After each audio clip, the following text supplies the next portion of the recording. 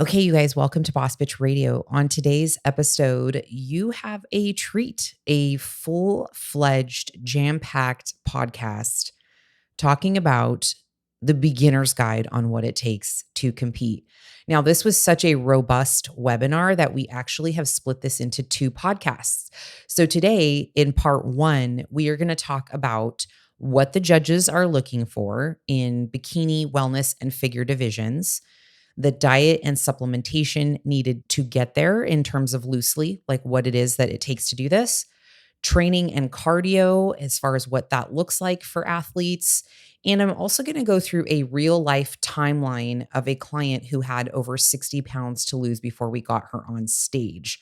Now, you can find this actually on YouTube as well, which we will link in the show notes if you want the visual so you can see a ton of our clients who have done this already. It's sprinkled throughout the webinar, so we'll link that up and you can check it out. And I also wanted to let you know before I get you into the episode that enrollment is open for our Goddess Body Elite competition team right now through July the 28th, 2023. We're going to talk about that a lot in the webinar in part two, but I did want to remind you of that right now for part one. So if you are interested in competing, if you've been dying to get on the team, you want to know what it's about, there is a link in the show notes so that you can apply with a physique assessment, and then we will be in touch with you to let you know if you're a good fit for the team. All right, enjoy the episode. Boss Bitch. Welcome. I'm Diane Flores, a former overweight, unhealthy, single teen mom living on all forms of government assistance, turned IFBB bodybuilding professional. And I'm also the creator of Venus Fitness Studio, which is an all-women's personal training gym with a team of personal trainers transforming lives in our community of Modesto, California. I'm also the founder of the Goddess Body Elite competition team with athletes all around the world and a team of coaches helping women achieve greatness they never thought possible. But it wasn't all that long ago that I lacked the knowledge, the confidence, the budget, and the time to focus on changing my own health, my own body, and mindset. Fast forward past many failed attempts and lessons learned, I stepped on stage 16 times, earned the prestigious title of IFBB Pro, and in that process have created a formula for our clients that's changed lives and gives me more freedom and confidence in my own body than I ever thought possible. One that only existed as a daydream. My team and I now teach others through training clients in the studio, online programs, competition coaching, and now this podcast that you're listening to. I created the Boss Bitch Radio podcast to give you simple, actionable, step-by-step strategies to help you make profound changes in your life. If you're an ambitious fitness junkie or one in the making who's looking to up-level your confidence, create a body, mindset, and a life that you love, you are in the right place, Boss Bitch Bestie. I freaking love you, and let's get started.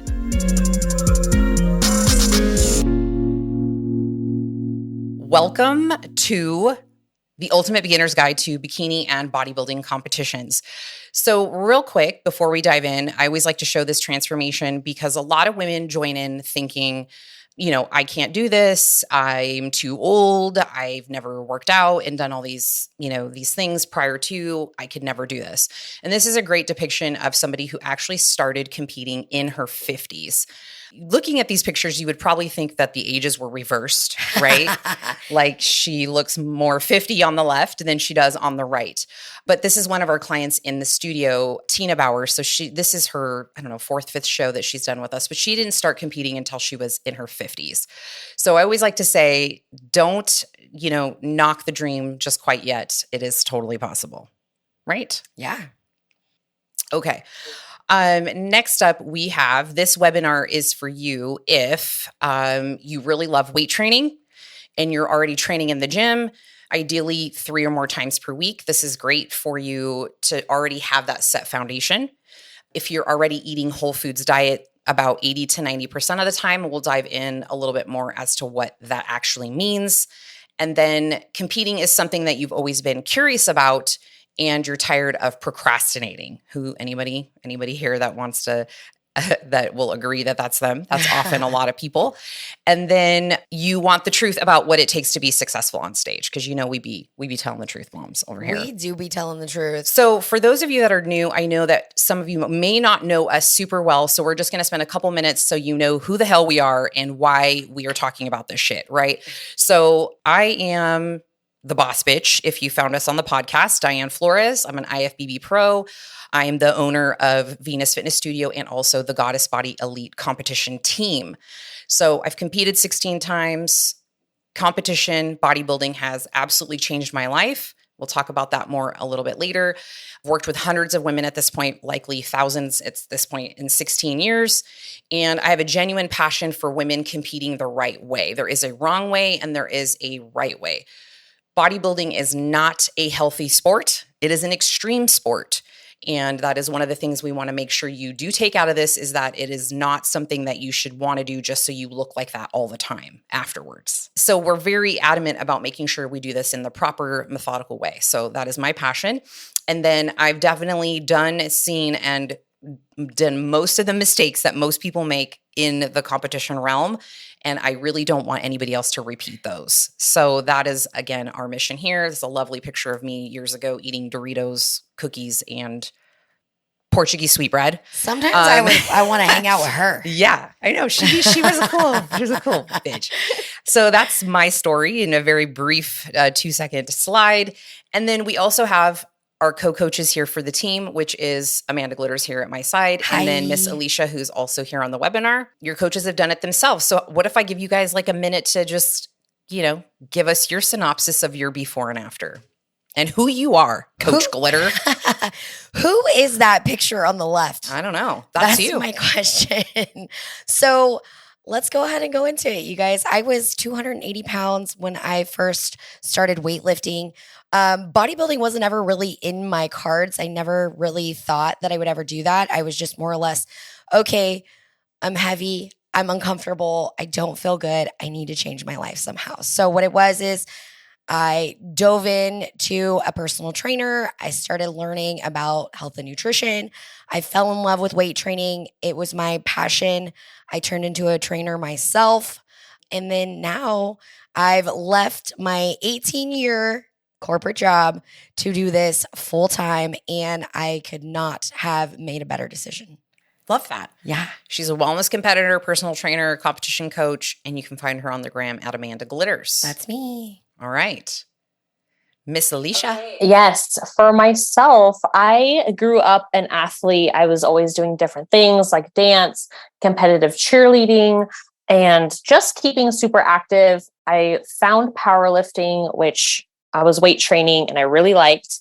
And then my body started breaking down and it wasn't as fun anymore. So I followed in my mom's footsteps, and everyone would always ask me, are you doing a competition? I'm like, no, I don't think I'll ever do that, So I got wrangled into doing one, and I really haven't looked back since. So I really have made this my lifestyle, and I enjoy so much bringing it to other women and just going about it the right way, right? There's multiple ways to do it, but like the most healthiest way we can possible. And just teaching women to live in their power with being strong as shit. And just overall, mentally, physically, doing all the things. Love that. Wellness competitor, personal trainer, competition coach at Ish to Beast. Make sure you follow them on the gram. Always posting inspiring and fun things. So thank you for that, ladies. Let's move on. So today, what you will learn, we are going to talk about what the judges are looking for in a bodybuilding contest. That matters because that is what your end goal is working towards. It doesn't matter what you want to do. It matters what the judges want to see on stage.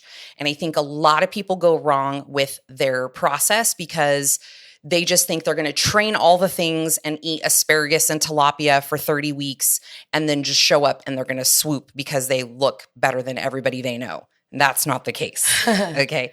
So we're going to talk about that. We're also going to talk about the type of training and cardio and nutrition that you can expect to need to do before, during, and up to your show day. So the types of training that, that is going to elicit those results. Then we're going to go into a contest prep timeline for you to be ready. And I have a case study to kind of show you how this works, like how we map this out for people. We'll talk about supplements briefly. We're not going to like deep dive into that. We'll go into stage presence and the overall look. Amanda's going to take that over. That's one of her favorite topics. Then we'll also get into the mindset, the mental preparedness needed, the costs, and the post-show recovery period. And you'll see women throughout the webinar slides, and this is just a fraction of the ones that we've transformed, but these women have all gone through the process. Okay, so first, we're going to talk about the different divisions that we coach women through and what judges are looking for in each particular division. So, Amanda, me first? Take the stage. Yes. Am I going to go over wellness first? Because that's the one that I like. That's the one you want to talk about. Let me do bikini and then we'll dive into wellness. That's so on the left, you'll see our client, Erica, Erica, we got Erica, Kate, and Erica. So there's two Ericas here. So in the bikini on the left, so she is 47 and this was her, second or third show. But for bikini, they want to make sure that you have muscularity. Okay, so not to be confused with a skinny contest. And I think a lot of people think, well, I just need to lose a lot of weight and I can do a show. Not true. There needs to be something underneath the body fat that you lose to be able to see muscularity and shape and sculpting and tone, muscle tone. Bikini is like the entry level phase for bodybuilding, right? It's the least muscle needed that you're going to need in all these divisions. And it's usually the easiest one if you're newer to weight training. Okay. Now, it doesn't always mean that you should do bikini, because if you have some other components in line where you maybe played sports or really athletic, you might already have a base of muscle to jump into the other divisions with just some time and training, but that's generally pretty rare. It's generally pretty rare. It's very rare. So they want to see symmetry, right? Balance. They want to see a tiny waist, some rounded shoulders. They do not want to see striations, which just means when you can see the muscle fibers pushing through the skin. That's way too lean. So getting to this like perfect balance is a challenge, and you need a trained eye and somebody who has seen it and done it to understand when you've pushed too far or when you're not lean enough. You have to find the Goldilocks spot for all of these divisions. So bikini in a nutshell is primarily like glutes, hamstrings, a little bit of quads without being too overpowering, some shoulders. You don't need a ton of back width or thickness or density, but you want to have a toned, sculpted back. It is covered by your hair, so you don't have to really worry about showcasing that piece of it in the bikini division. All right. Yeah, all that work. Yeah. To cover it up. And wellness. Take the stage. So wellness is similar to bikini, but not quite the same. Wellness is going to be the only category that is going to be not symmetrical. You're smaller up at the top. You're bigger on the lower body. So this is why Diane was telling you about how if you were athletic in your past life, before you got to the gym and you started weight training, you may carry more muscle on the lower half. And that means you might be able to bypass bikini and go into wellness. This has a lot to do with genetics. It has a lot to do with, what you've done from there to now. And it also has a lot to do with how you train. So you want still a tiny little waist. You want to be able to see your muscles. They still don't want striations. However, it's getting a little bit blurred in the lines there because these girls are getting very, very lean. So it's borderline the leanness of figure, but we're still in wellness. So big quads, big glutes. However, you can't be bigger on one or the other. Your quads cannot be bigger than your glutes. Your glutes cannot be bigger than your quads.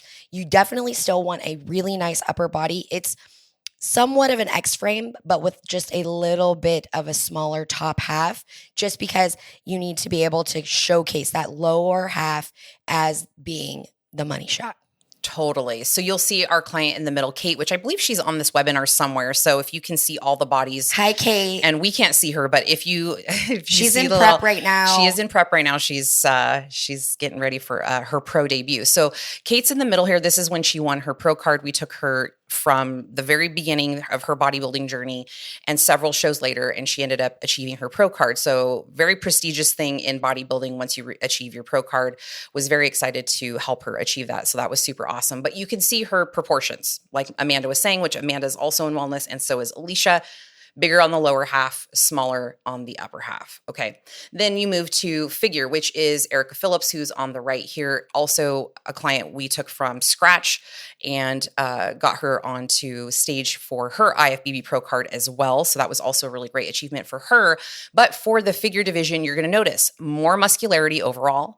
They still want balance. So everything needs to be proportioned. There should not be one body part that looks really off here, right? So this is also some technique in training and making sure that everything is done appropriately. Just because you like to work arms does not mean you should be working arms every day, that kind of a thing. So her training program has to reflect what's needed for her specific physique. So you'll see that they're going to want a little more muscle separation there, definitely leaner than the other two divisions. So this is the trajectory of the entry level bikini division to wellness to figure. Okay. Now we talked about the muscle, like the muscularity needed, conditioning, AKA how lean you get, right? So in bikini, they're not going to want you as lean as they want you for figure. They're wanting you to have some softness still. They don't want to see a lot of separation. They want to make sure that you are appropriately lean and not too shredded or not lean enough. Just the right amount of lines. Yes. That's it. And then number 3, they're looking for balance and symmetry, which we already talked about. So if there's anything overdeveloped, and for a perfect example, I will use Kate in the middle. When she started with me, she had a very, very developed upper body. We weren't sure what division she fit in. So we put her in 2 divisions to kind of see what the judges said. I already knew my heart was set on sending her into wellness, because she just definitely had a very overpowering lower body. So now Kate can probably tell you the last time she trained upper body, because I took her off upper body completely. It's been months. So she has not trained her upper body. And I think even in this photo, she was lightly doing, I was like giving her eyes, like, don't you dare look at that dumbbell. Okay. So your coach has to have a good eye for like, okay, we do not need to train all the things. And then number 4 on this slide is the overall look, your hair, your makeup, your suit, your tan, which we'll talk about later. Okay. We'll go into detail. So judges are looking at all of this. And this is why it's super important that you nail the look. And then 5th is going to be posing and presentation, which Amanda will cover in another slide. And then just as a reminder, everything has to be considered from top to bottom. So we check off all the boxes when it comes to coaching. I want to just say as well, the judges are doing this and looking at you in 20 seconds or less. Yes. And that is why you have to have it nailed. Nailed. Yes. Mm-hmm. So I know you're asking, how do we get there? How did these girls get there? What does it take to get there? So we've talked about what the judges are looking for. So let's go into how we get there. We're going to talk about the most important thing first. The most important changing thing first. Okay. Alysha's going to take the wheel here, but diet and supplementation. Yes. So the diet, that is the big portion of your contest prep, right? So your dieting timeline, hopefully your coach has kind of outlined for that. It really depends on your starting point. What do you look like at your starting point? Everyone's starting point is going to be kind of different. Do you have a little bit more body fat to lose? Is it more of a transformation to get you to this leanest point? Or are you maybe an athlete doing other forms of things? Are you doing CrossFit, powerlifting, where you have a good base of muscle? And maybe we can get you closer and not do as long as a prep. It just really depends on your starting point.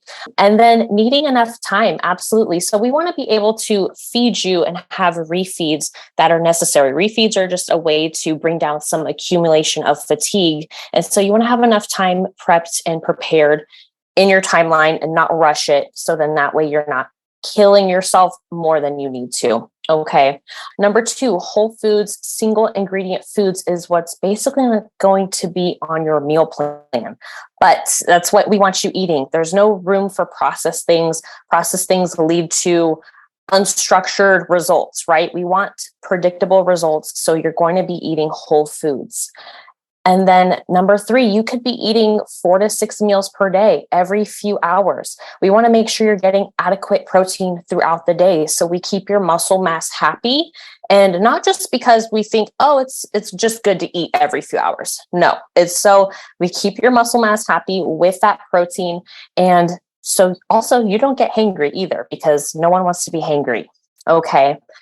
Also, another thing in here is number 5, your meal plan is more predictable than macros. Okay. Macro counting is great. There is a time and a place for that. Even in macros, your foods that are whole foods, single ingredient foods, they're going to create more predictable results. When you start adding in processed things and you're adding in like pastas and Oreos and even the fun foods that are like low calorie and sugar free, those all will build up over time and will lead to like different results. Okay. Single ingredient things are really going to get you somewhere more predictable, especially in a contest prep. Okay. This is a level of leanness that you have never been in your life. It's an extreme sport. So we really have to do extreme things that maybe aren't favorable. Okay. And then things add up. Everything has calories. Pretty much your gums, your mints, seasoning, sauces, your dressings. If it's not on your plan, it doesn't go in your mouth. Okay. There are low calorie sauces, some things you can get away with, but for the most part, we're bare bones here. Okay. And then as for supplements, so there is not really a magic pill. Your diet is going to take root. Like that is the number one thing. Work needs to be done. But also, are you going to be enhanced? Are you going to be natural? There will be competitors on stage, more than likely, no matter what division you're in, that are on PEDs, physique enhancing drugs. That's just the reality. Okay. People are going to do it. So you need to know, are you wanting to go that route or are you not? What's your starting point? And there are risks involved with PEDs, and those are things you need to talk to your coach with and be informed and do your own research. Okay. Don't just take someone's word for it. So yes, but supplements as a whole, there are some baselines for health, muscle buildings, and just to make sure you're getting all of those micronutrients that maybe you're not getting through food because your diet and calories are so low. I want to add, like, people probably don't necessarily know what PEDs are, even physique enhancing drugs. So the word on the street is steroids. Yeah. And that's the reality of it. And we did get some questions in the Q&A stuff about that. Now, this isn't something that everybody does, or we recommend you do, or we pressure you to do. It's the reality of bodybuilding. In the NPC, which is the federation that most people compete in bodybuilding, it's not a drug tested sport. So in any extreme sport that is not drug tested, people are going to break the rules. They want to be the best. Yes. And so that is something that is possible. That is something that I have a discussion with every single client on their initial onboarding. Actually, all of us do. And we say, if this is something you're interested in, let me know and I can guide you in the right direction. You should not be getting your drugs from some dude that like is at the gym. So the biggest dude at the gym. Okay. He's probably making that shit in his basement. So we have clinics that we work with because they have protocols for this, where they will take special blood work. They'll make sure you do it the healthy way. They have a compounding pharmacy, and everything is done appropriately for you specific, instead of you just taking some random cocktail of stuff from some rando. So yeah, this is all based on blood work. And I feel like I don't know any competitor that has not got their labs drawn. We really stress that. And I didn't put that in the actual costs, which we'll talk about in a few slides, but that is also something that we highly recommend. It is not mandatory. If I have clients that do PEDs, absolutely it's mandatory. That is something that I'm like, I am not messing with your health in that way. It's not worth a plastic trophy.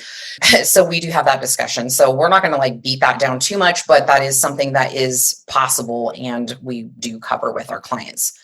One thing I do want to mention on the diet piece of it is your social life has to be considered, and we'll talk about that as well in another slide, but I want to mention that because in social settings, food, snacks, and things like that. And there is no room for alcohol in a contest prep diet. No. So in the off season, you can wiggle that in, and, you know, and even like, I'm a looser coach. Most of my coaches were absolutely not. Like, you should not have not a single solitary drop of alcohol in the off season. But when you are in a prep scenario, when your coach is like, all right, we're in prep 30 weeks out, you're dry for that 30 weeks. So that is also something you have to strongly consider, because your social life is going to be affected. Yeah. I've only gone non-alcoholic a few times. Dry. Yeah, I was going to say dry, but non-alcoholic a few times in my life. And most of the time I'm in prep. Yes. So if I tell you I'm not drinking, it's probably because I'm in prep. Yeah. So we're going to move on to the next slide. But if at any time, like, one of these slides, you're like, well, what about this? Plug it in the chat box. We'll revisit that. So yeah, we'll go over that at the end. So let's move on to the next slide, which is training and cardio. Everybody's favorite. All right, Alysha, dive in. Okay, so this another huge aspect, right? Because you're going to be expected to be in the gym maybe a few hours a day. What's that going to look like? So the type of style we're training is weight training, specifically hypertrophy training, which quite literally means you're trying to grow your muscles. Okay, so you're going to be in a commercial gym with probably machines, with free weights and dumbbells and things like that, 4 to 6 times a week, at probably more likely 5 to 6 times per week, about 1 hour just for your weight training. Okay. And progressive overload, that's how we train. We want to progress and really progress every single session. So that means you're either increasing your weights each time, increasing your reps, or a little bit of both. Every time you're in the gym, you're just trying to beat yourself in there. What you don't see is that you are not going to be taking group type classes. Okay. This isn't going to get us to those results. Our weight training, that is what's going to build the muscle, keep the muscle on, and that is the overall look we're going for. Okay. Muscle groups. So what division are you in? You need to be training according to that division. Figure training is going to look a lot different than if you're in the bikini division. And then what body parts are you needing more attention in? Once you specified what division you're thinking of or what the look is that you're going for, the body parts you need more attention to, that's what you should be training. Okay. And then cardio. This is not your magic pill. The diet is where the magic happens. Okay. The cardio is an aid. It's going to get you very far, but you cannot out-train a shitty diet. If you're not following your meal plan, it's going to be written all over your body. Okay. So the cardio you're expected to do is more than likely stair mill. That's going to get you probably the best results. The treadmill, the spin bike, it all really depends on how long you're doing cardio, but you can expect at least 30 minutes to maybe an hour for one session of cardio. And then toward the tail ends of prep, a lot of people may need 2 days of cardio. So you might be in the gym one thing in the morning doing your weight training cardio, you're back in the PMs doing more cardio because, hey, this is an extreme sport. You need to get lean. Okay. The things you won't really see, like, again, group style classes, we're not doing Zumba, maybe a spin class, right? So you get that intensity. You're not going to do tiny light dumbbells. We're not doing that. Okay. We're not going to put you on 5 days of cardio right out the gate or 6 days of cardio for 45 minutes. We want to increase your cardio gradually, because if we start you at 6 days of cardio, where are we going to go from there? We can only go so far up with the cardio to get more energy expenditure to produce the look we're going for. So we want to start out as low as we can, still get an effect, and increase cardio as we go, as your body kind of gets used to it. Okay. We also don't really want to do running unless you really enjoy running and that's something you really want to do. We can kind of make exceptions for that. And yeah, What do you guys think? Just on the group type classes, I know like we will generally have some girls do spin.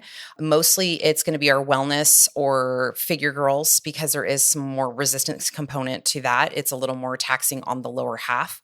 And you can build your legs really if you are working intently in spin, not necessarily build them like you would weight training, but you can keep some density and size in your quads. And to Alysha's point, we see this often, or at least I've had clients and athletes, I don't know if you guys have this, where we tell them they need to do a specific amount of cardio and they don't listen and they want to do more because they're like, oh my God, I have 25 pounds to lose. I need to just do more right now. Trust your coach. Yes. There is a reason why. Now, I have taken on new clients who maybe had 10, 12 pounds to lose, and I could easily make that happen in like a 16 or 20 week prep if we're like really diligent, but they're coming to me already doing 6 days of cardio, like 4 Orange Theory days and like 2 days of like running for 45 minutes, and they're eating like 1,300 calories. I'm not going to put you in prep. There's nowhere to go from there. There's nowhere to go. That's why this is such an intricate sport, is because we have to consider each individual. That's why you won't see a lot of like group programs or like a DIY bodybuilding kit that you can download online. You'll get far with it, but again, everybody's so individual that you have to take the person's set point and their start point into consideration before you strategically plan out their plan and their program. I think it also goes to show like doing a little bit of an off season or an improvement season with your coach before you go into prep is a really great way to start, because if you're one of those people that are doing 6 days of cardio, you're eating 1,300 calories, and you're like, okay, I want to prep. I'm like, okay, well, we need to reverse you out first. You need to stop doing so much cardio. We need to kind of recomp your body, let your adrenals catch up, and give you a little bit more food. Because other than that, only thing that happens is either cardio gets more or food gets less. Yeah. And that's not a fun place to be in. And honestly, it won't be a good look. It won't. You'll look like a melted candle, and y'all know how I feel about that. Y'all know how we say that. Yeah. And then just to recap on the weight training, it depends. Everybody's a little bit different. Some people, if you have a lower body session, it could take you an hour if you're by yourself, an hour and 15 minutes. If you have an upper body day, you can knock it out if you're a bikini girl in 40 minutes. And then your cardio, like Alysha was saying, 2-a-days, sometimes we have to split that up. If you've been fucking off on your diet, if we've had way too many plateaus, if you had some social things happening and your body weight's all over the place, sometimes in the last 4 to 6 weeks of prep, we might be like, okay, we aren't lean enough. If we're still going to target the show, you're going to have to do 2-a-days of cardio, which means you're going to have an AM cardio, your weight training session, and a PM cardio. And we don't want you smashing that all together at once. No. Because you need food in between there to sustain. Who's done 2-a-days? Yeah, definitely. I have. All right, moving on. We've talked about the diet, the supplements, the training, the cardio, and now we're going to move over to a contest prep timeline with a real client. So I'm going to let you just kind of absorb that for a second. You'll see my client, Claire. I've only met this woman once, which FYI, most of our coaching is, we don't see most of our people. We have a studio in town, and even I don't see those people because I'm never training clients anymore. But Claire is in Delaware. So she started with me in 2022 at 215 pounds. Okay. Didn't really have any history with weight training. And I said, we're going to need to build first. And she's like, okay, but I have a lot of fat to lose. I don't care. We still need to build muscle, and your body is going to change shape. Where there was fat before will now be muscle, and the scale will move in time. And so we took an hour, I wish, snap the fingers. We took a year to do that. So you'll see in the left-hand corner in the red suit, that was in January of this year, and she was 174 pounds. So we lost a significant portion of that in a year while she was also building, okay? There were diet breaks in there. There were calories that were at maintenance for a while. And so her nutrition, she was not dieting for the whole year. She was definitely managing her nutrition and wasn't eating haphazardly. And we programmed things in there for her, but it needed to be methodical because I wasn't going to try to just diet her all the way into April of 2023. That's unrealistic. And she probably could have knocked out a chunk of this eating asparagus and tilapia for like 6 months straight, but she would have had a ton of loose skin and she would have not had the beautiful muscle and shape that she ended with in April. So it was methodical. So when you are building, you have to think about how long have you been lifting, right? So when I do physique assessments, which are basically your application to join the team, if you are planning on doing that, I need you to be very specific about your training history, because that will tell me, okay, then under your body fat, we probably have some dense muscle under there. If you haven't been lifting and you're starting from scratch, then you're a blank canvas and we need to get you to build for a little bit. So ideally, you've been training for about a year at minimum if you're looking at entering the bikini entry-level competition world. At least a year, 3 times or more per week in the kind of realm we're discussing, right? The training that we were talking about. You're going to be in the weight room with machines and all those things. And it's important that you have that as a baseline because it's not a skinny contest. I can get anybody skinny. I can get anybody skinny.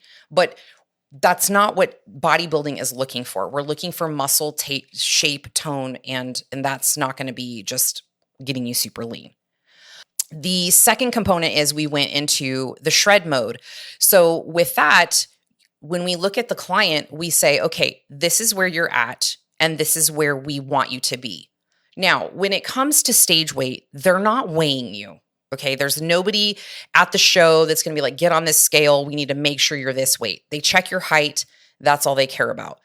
As a coach, we're looking at what is the common bikini or wellness or figure athlete at your height coming in on weight-wise on stage looking the part. Okay, this is what we take into consideration.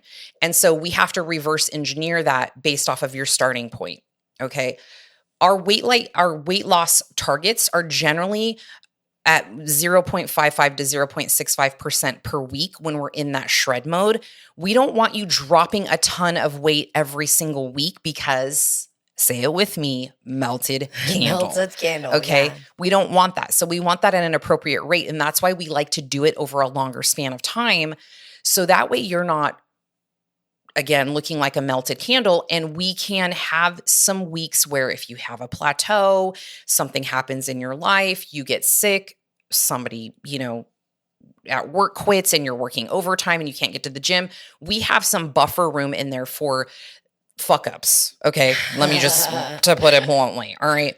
So we like to have at least 30 weeks with a new client to make sure that we get you ready on time and we coast in that Goldilocks spot. You're not too lean. You're not, not conditioned enough. This also gives us time to do things like Alysha mentioned, which is a refeed, which is just a fancy way of saying we're going to give you more food. Okay. Yay.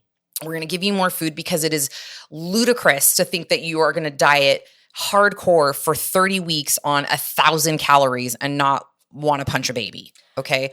So, I mean, you probably feel like will if you anyways. wanted me to do that for a week, I probably would feel like that. Yes. It has to be done methodically. Now, we like to take you into a 30-week prep if you have 20 or less pounds to lose. And hence why starting with a coach early, because people are like, I'm just going to wait till I lose the weight first. And it's like, no. That's a fool's game because bodybuilding is not a skinny contest and you need a coach to map the process out for you. So when you do get lean, there is something underneath the body fat that you've built. So super important. So this is Claire. Like I said, she started at 215. We spent a year building and recompositioning her body, dropping body fat. We took about 30 weeks to shred her down. And then she came in at 155. She's 5'11". So that is something you need to consider. If you're like, oh, 155, I'm 160. I could do that. She's 5'11". She's almost 6 feet tall. So with her, we wanted to push for a little more leanness. We didn't quite get there, but she was like, I don't care. I want to do this show anyways. I lost a tremendous amount of weight. This was a big transformation for me. And I was super proud of her. And I was like, let's go. So this is how we kind of formulate that. So this is a transformation that took a lot more time because she was at a higher body fat percentage and higher scale weight than ideal for a contest prep timeline. Yeah, I feel like we talked about this just a teeny bit earlier where it was like you want to weigh as much as you can, but look as lean as you can at the same time. Yes. And that also goes to show, I know this is like beginner's guide, but that is going to tell you, like, if you've been building muscle, say you're not a competitor yet and you've been building muscle, but you're still trying to weigh what you weighed in high school, that's wrong. No. We ain't doing that. Okay. We ain't doing that, sister. None of that. Okay. You want to have more muscle on you, have more tone, and then also be able to lose the fat so you can look as lean as you can at your heaviest but leanest weight. Yes. And to that point, with it being not a weight contest or a skinny contest, we've had athletes on stage at 97 pounds, which I'm going to show you. There's a slide at the end with one of our athletes this weekend, 97 pounds. And we've had clients on stage at 160, again, depending on how much muscle they had, how tall they are. So it varies. So it's very person specific, body composition specific, and division specific. Boss bitch. Wait. Before you go, boss bitches, real quick. I know we've just reached the end of another awesome episode of Boss Bitch Radio, and I'm hoping that you're having a blast listening to us and learning with us. But guess what? The fun does not have to stop there. If you are hungry for more things boss bitchery, fitness goodness, all the mindset stuff, all of the things that keep you motivated, you need to sign up for my newsletter. I know, I can't believe we've gone over 150 episodes and I have not mentioned once for y'all to be signing up for my newsletter because I've had a newsletter for 16 years. Every week I send out some content. Usually it's a wrap up of some of the podcast episodes with some snippets in there that's bite sized that you can carry with you in your little pocket. But you wouldn't know unless you joined. All the cool bitches be on my newsletter list, and then you can just reply and we can chat. Those all go back to me, like it is me. I do write the things. So I would love to continue to motivate you outside of this podcast. I would love to pop into your inbox occasionally. No worries. I'm not going to spam you. I don't eat spam. I'm not going to send spam. But there will be some LOLs and some content that you won't want to miss. So join our Boss Bitch tribe. I'm going to link up the newsletter list sign up form in the show notes, which if you haven't taken a peek at the show notes, you should probably do that. There's some good ass links in there. There's some discounts, fun shit.